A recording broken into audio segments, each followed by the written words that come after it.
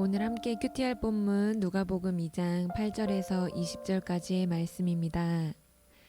그 지역의 목자들이 밤에 밖에서 자기 양떼를 지키더니 주의 사자가 곁에 서고 주의 영광이 그들을 두루 비추매 크게 무서워하는지라.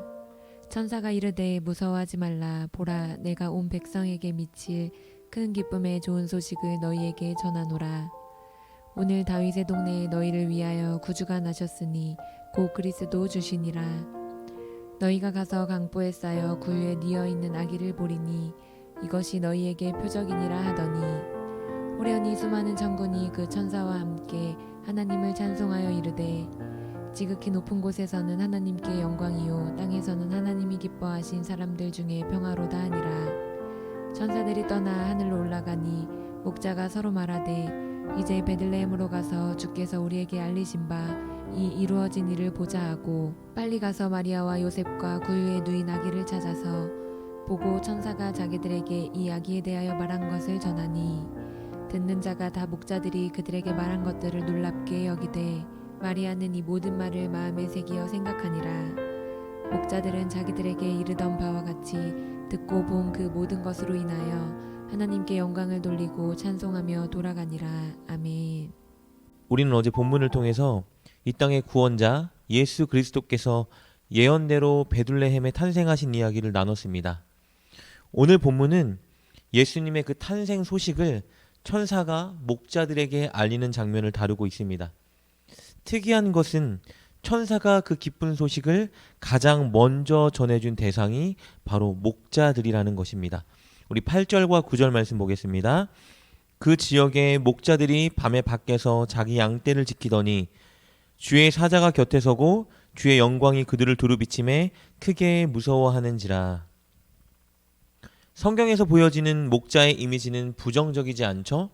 우리가 잘 아는 것처럼 다윗도 목자의 경우였고, 선지서에서는 이스라엘을 양으로, 그리고 하나님을 그들의 목자로 비유하기도 합니다.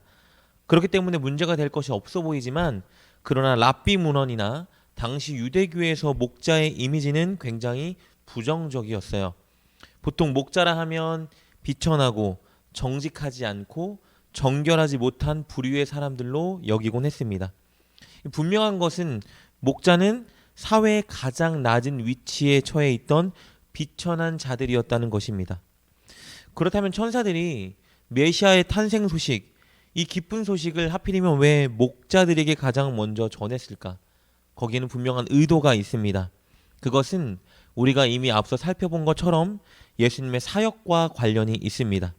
이사야 61장 2절 그리고 이사야 9장 1절 2절을 통해서 예수님은, 즉 메시아는 이 땅에 오셔서 연약하고 소외되고 비천한 자들에게 구원의 기쁨을 줄 것이라고 약속하셨기 때문입니다.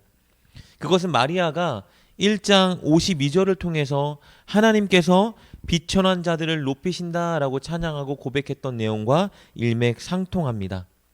천사들은 이렇게 예수님의 탄생 소식을 당시에 가장 비천했던 목자들에게 전함으로써 예수님이 장차 비천한 자들에게 구원의 소망을 주실 것이라는 것을 천명하고 있는 거예요. 천사들이 전한 기쁜 소식은 다음과 같습니다. 우리 10절, 11절 말씀 보겠습니다. 천사가 이르되 무서워하지 말라. 보라, 내가 온 백성에게 미칠 큰 기쁨의 좋은 소식을 너희에게 전하노라. 오늘 다윗의 동네에 너희를 위하여 구주가 나셨으니 곧 그리스도 주시니라.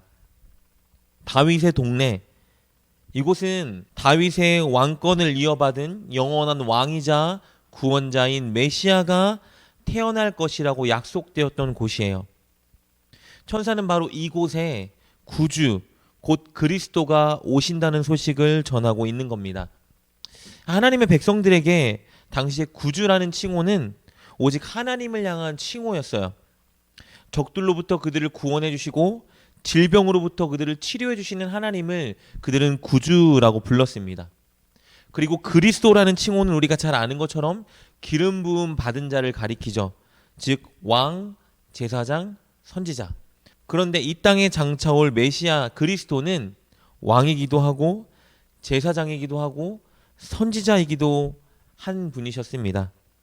정리하자면 다윗의 동네에 구주 그리스도, 즉 기름 부음 받은 하나님이 오셨다라는 소식은 그들이 그토록 기다려 했던 메시아가 드디어 오신다라는 소식인 거예요. 그분은 모든 사람을 위해 이 땅에 오셨습니다. 이것이 천사가 전하는 소식이에요. 천사는 이런 기쁜 소식, 엄청난 소식을 목자들에게 전하면서 목자들이 취해야 되는 행동을 가르쳐 줍니다. 12절 말씀입니다. 너희가 가서 강보에 쌓여 구유에 뉘어 있는 아기를 보리니 이것이 너희에게 표적이니라 하더라. 이런 거예요. 가라. 그리고 아기를 찾으라.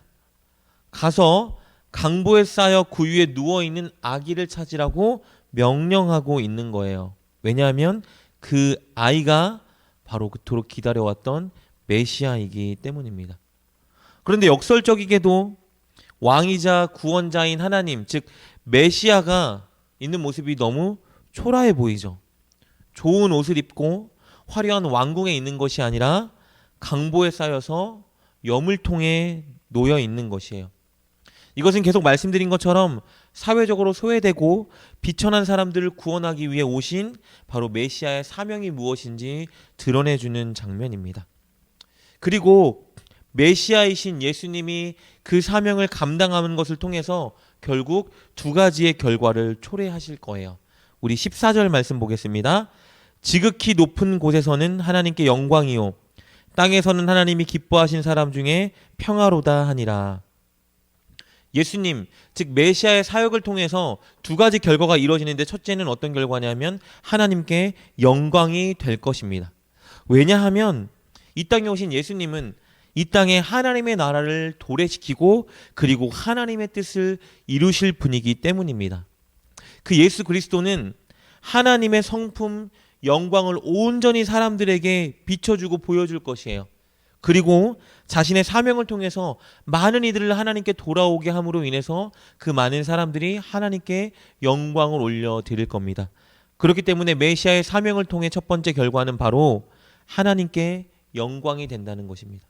그리고 메시아 사명의 두 번째 결과는요, 바로 하나님께서 기뻐하신 사람들은 평화를 얻게 될 거라는 겁니다.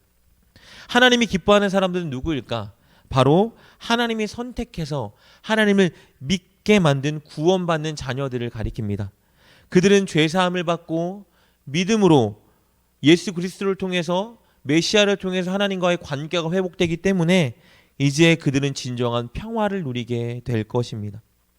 천사들이 바로 이 소식을 목자들에게 전한 거예요. 그리고 천사들이 떠나자 목자들은 그 아이를 찾아 나서기 시작합니다. 우리 16절 말씀입니다. 빨리 가서 마리아와 요셉과 구유에 누인 아기를 찾아서. 여러분 인상적인 것은요, 16절을 보니까 천사들이 소식을 전하고 떠나자마자 목자들이 즉각 취했던 행동이 무엇이냐 하면 바로 구유에 누인 아기를 찾아 나섰다는 겁니다. 그들은 즉각 움직였어요. 빨리 서둘러서 아기를 찾아 나섭니다. 여러분 여기 16절에 기록된 아기를 찾아서라는 말은요, 여기서 찾다라는 말을 헬라어로 찾아보면 아뉴스라는 단어인데요, 이 단어는 열심히 찾다라는 뜻이에요. 그러니까 천사의 말을 들은 이 목자들은 이 기쁜 소식이 자기들의 것임을 확인하고 경험하기 위해서 즉각 서둘러 열심히 찾아 나선 거예요. 그리고 결국 그들은 아이를 찾죠. 그리고 찾은 후에 그들이 한 행동은 무엇이죠? 바로 그들이 들은 그 기쁜 소식을 그 자리에 있는 모든 사람들에게 전하였습니다. 그리고 하나님께 찬송과 영광을 올려드립니다. 20절 말씀입니다. 목자들은 자기들에게 이르던 바와 같이 듣고 본 모든 것으로 인하여 하나님께 영광을 돌리고 찬송하며 돌아가니라. 여러분, 이 목자들의 모습은 우리가 기쁜 소식인 복음 그리고 하나님의 말씀을 어떤 자세로 어떤 태도로 바라야 하는지 보여주고 있습니다. 먼저는 믿고 그리고 즉각 움직이고 열심히 실천하고 그리고 전하고 마지막으로 하나님께 찬양과 영광을 올려드리는 이 5가지 단계를 이들이 보여주고 있습니다. 다시 한번 5가지를 생각해 볼까요? 믿고 즉각 움직이고 열심히 실천하고 전하고 하나님께 찬송과 영광을 올려드리는 것. 이것이 바로 비천했던 목자들이 좋은 기쁜 소식을 듣고 취했던 반응인 것입니다. 여러분, 오늘 본문을 통해서 우리는 크게 2가지를 살펴보았습니다. 첫째, 예수님은 비천한 자들을 포함한 모든 자들의 구원을 위해 이 땅에 오셨다는 겁니다. 그 사실은 비천한 우리들에게, 그리고 우리 외에 비천한 모든 사람들에게 큰 기쁜 소식이 됩니다. 우리는 이것을 정말 좋고 기쁜 소식으로 여기고 우리 주변에 있는 모든 사람들에게 이 소식을 전하기 위해 애써야 할 것입니다.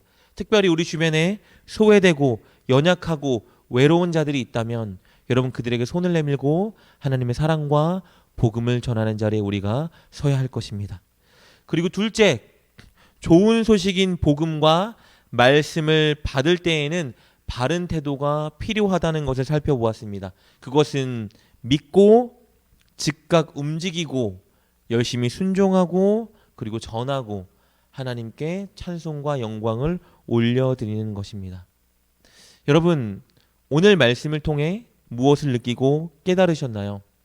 오늘 말씀을 통해 하나님의 마음과 뜻을 발견하셨다면 그것을 붙들고 기도하시고 또 그것을 실천하기 위해 오늘 하루 몸부림쳐 보는 여러분 될 수 있기를 주님의 이름으로 축복합니다. 우리 함께 기도하겠습니다.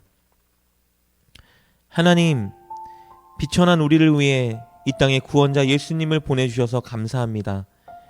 이 좋은 소식을 우리가 많은 사람들에게 전하는 삶을 살게 하여 주옵소서. 그리고 늘 말씀을 믿고 즉각 그리고 열심히 순종하며 전하고 하나님께 영광 올려드리는 삶을 살게 하여 주옵소서. 예수님의 이름으로 기도드립니다. 아멘. 오늘 말씀을 통해 깨닫고 결단한 것은 무엇입니까? 그것을 붙들고 하나님께 기도합시다. 그리고 그렇게 실천하며 하루를 살아가는 여러분 되시길 주님의 이름으로 축복합니다.